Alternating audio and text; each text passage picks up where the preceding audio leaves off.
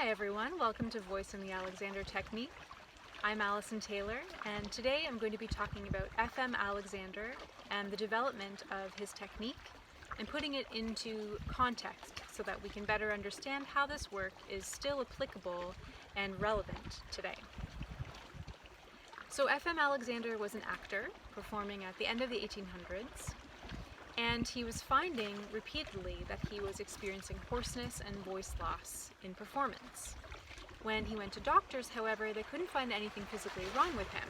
They just prescribed rest.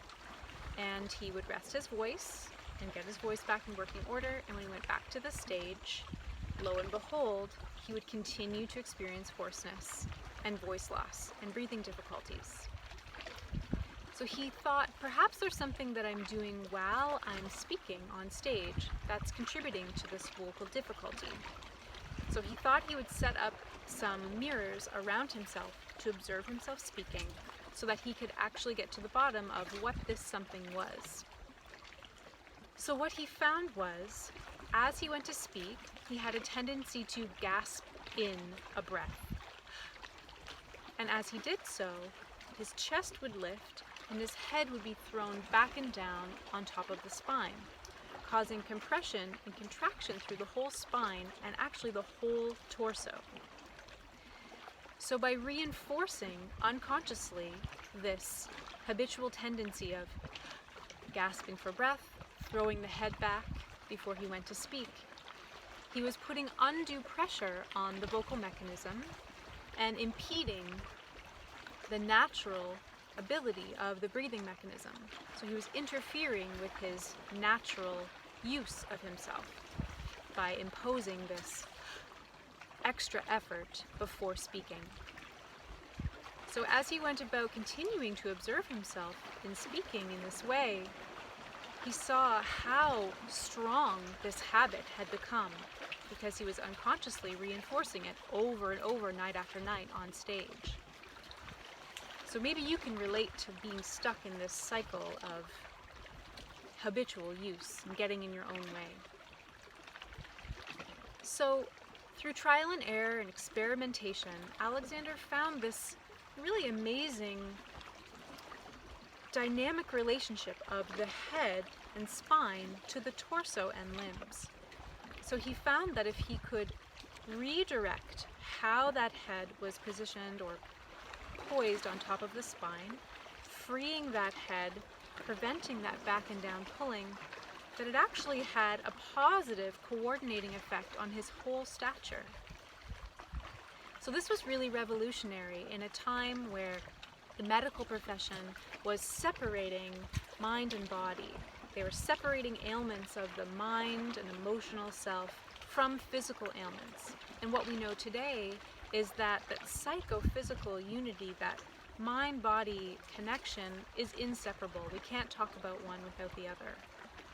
So Alexander found that just his idea of speaking, he had some belief deep in there about what was necessary to create speaking on stage that was actually getting in the way of his natural coordination. So in that way, changing how he was thinking about going about speaking was instrumental in changing how his whole body was coordinating in response to speaking. I'll have a series of videos getting a little more in depth about each of these concepts and principles of his technique, but for now, just to notice that he could pause before speaking and redirect his intention. So instead of going to his habit, which was a gasp, of intake of breath, he could pause, say no to that habit of gasping for breath, and instead direct himself to be more free, the head to release off the spine, to prevent any tension and contraction, and keep those directions or good thoughts and intentions going before speaking and during the act of speaking and after speaking. And repeating this process with patience, experimenting, over time he was able to completely eradicate that habitual way of speaking, and in fact his speaking voice was in better shape than it had been before this whole process. So he found this really amazing dynamic relationship of head to spine, and that a more free coordination of that head spine actually led to a more free and easy range of movements through his whole being. And not only that, his colleagues found an improvement in his voice as well and sought his help.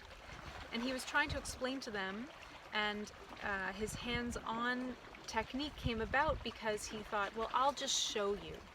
And so he brought his hands gently to the area of the head spine in his colleagues and helped them too find this easier coordination that improved their overall use as well.